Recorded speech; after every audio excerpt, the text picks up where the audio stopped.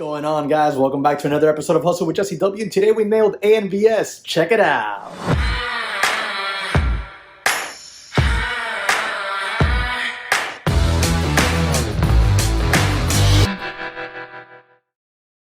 All right, guys, let's jump into this video here. Now, on ANVS today, what happened was this thing gave me a prime setup that I love, absolutely love to trade. And I traded with the guys here at the chat. So I want to show you exactly how that went and why I entered the trade where I entered it and set my, stop losses, etc. on the trade where I traded. So this is a really good lesson and I want to show you it. So go ahead and follow me on over to the chart. But before we do, remember to smash the like button for me, subscribe to the channel if you haven't, and check out the daytraderchatroom.com. I'm going to leave you a link in the description and comment section. You can come join us for 5 days for just $5. Get access to the dashboard, live trading, a course tailored out just for you, and access to some of the resources that we have to offer. All right, so check that out. Jump into today's recap and lesson on the morning. Now, this is a double fold recap lesson because we're going to recap the trade and the lesson within it because there is a specific lesson we need to go over on this chart.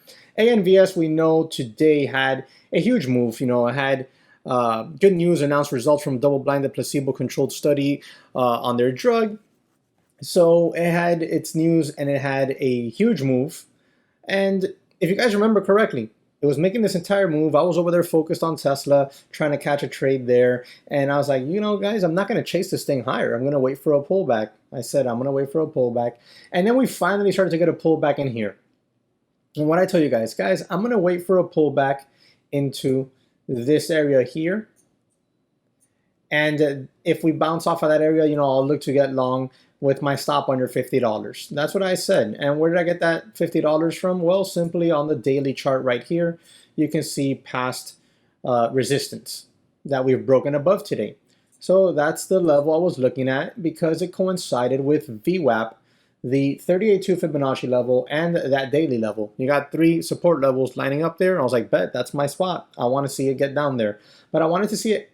Look, I have no problem buying it at 55. I bought it at 54 and change, right? So I have no problem buying it at 55, but I needed to see that area get tested. We didn't test that area. And like I said on the mic, I got on the mic, I told you guys, look, in a hot market, I wouldn't mind. I'll buy it ahead of the area. I'll buy it ahead of the area and scale in appropriately to mitigate risk.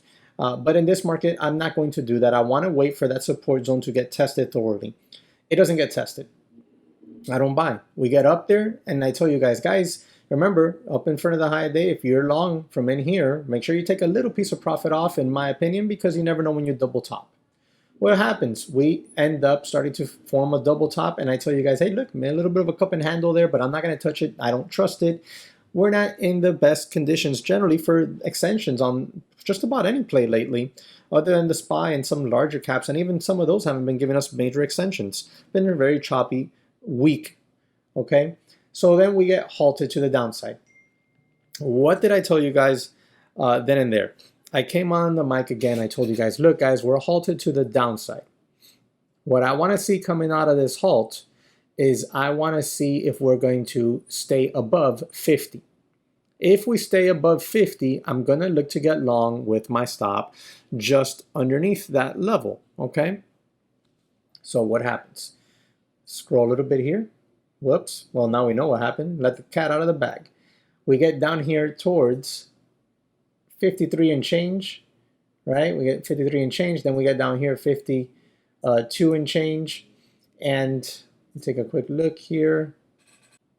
Yeah, so then right around here in this candle is where I decide to get long because I figured, okay, we held it.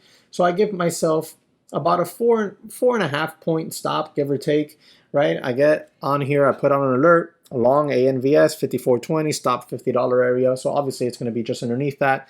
Get in the mic, I tell you guys, look, what I'm doing here is I have about a 4.5 point risk for a potential take profit of at least 10 points. Okay, that's what I said. So I said I'm managing my risk with my share size. This is like, it goes back to what I've talked about this week. I've said each trade has a completely different share size because it all depends on where my risk is at. You've seen, like earlier today, I traded what was it? Let me go take a quick look. I traded can't find it, ENVB or something like that. Yeah, ENVB. And I had like about a 10 cent stop on that one. And here I had over a 4 point stop. but I had an upside of at least 10 points. As soon as we got this candle here, I was like, oh, bet this is the one it's gonna work out. But I said, guys, it's gonna take a little while. I think it's gonna take a little while. And volume was very, very light. So I do take a little bit of extra profit, a little bit earlier, right in here.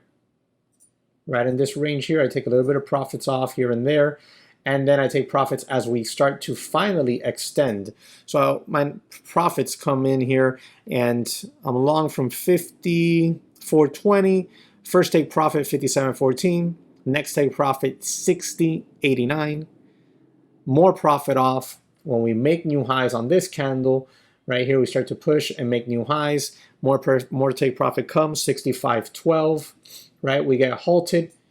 We squeeze higher off the halt, more profit off 67.70, and then I'm flat 70.85. And I come back on the mic and tell you guys, I'm flat. I don't care if this thing goes to 200 bucks, 100 bucks, it doesn't matter. This is already a banger of a trade.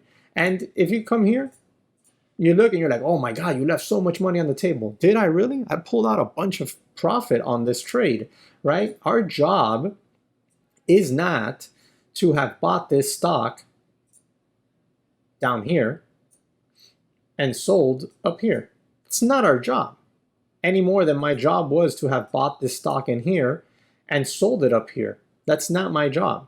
My job is to manage my risk, right? Put myself in situations that allow me a proper risk reward parameter and give me an edge. Why? Here's where the lesson comes in. Why did I feel that this setup gave me an edge? Well, we're going to come back here again. We're going to scroll. Let me reset these fib levels to the proper zones for the time. We'll scroll back over here. I told you guys why I thought this setup was going to work while I was in it. No. Correction. I told you guys why I thought this was going to work before it even came about. I told you about this while it was halted. When it was halted in here, I said, if this doesn't break down under 50, what's going to happen? The shorts that got short on this double top are going to be like, damn, why aren't we at 45 bucks now? Why is it still holding up major support? Why? And they're going to start getting uncomfortable.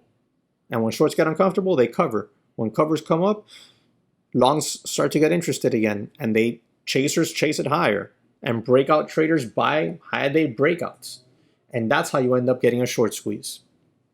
When this stock halted to the downside, that was a crucial moment on whether or not this stock was going to survive. Had this stock done this, what did I tell you guys?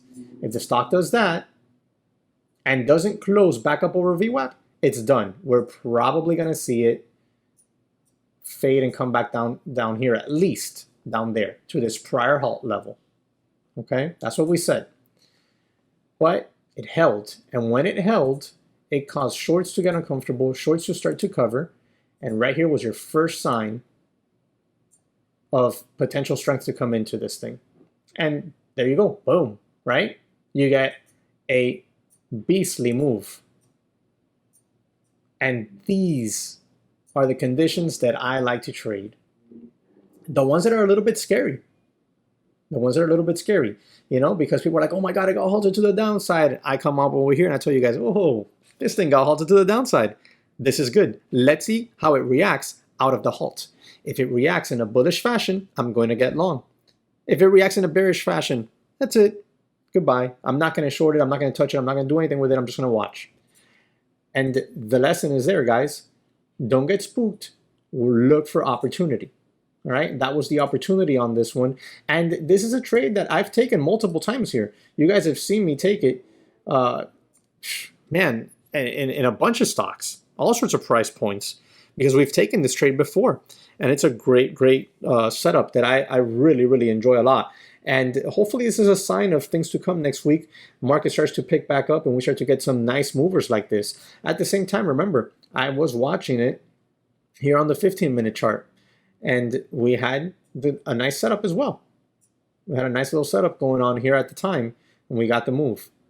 So always watch multiple time frames. All right, guys? All right, guys. So I hope you enjoyed the video and learned something there. If you did, smash the like button for me. Subscribe to the channel. Hit the notification bell so you're alerted when I upload my next video. Check out Webull down there. You download the app, fund the account with $100. You get 2 free stocks, and I'll catch you on the next one.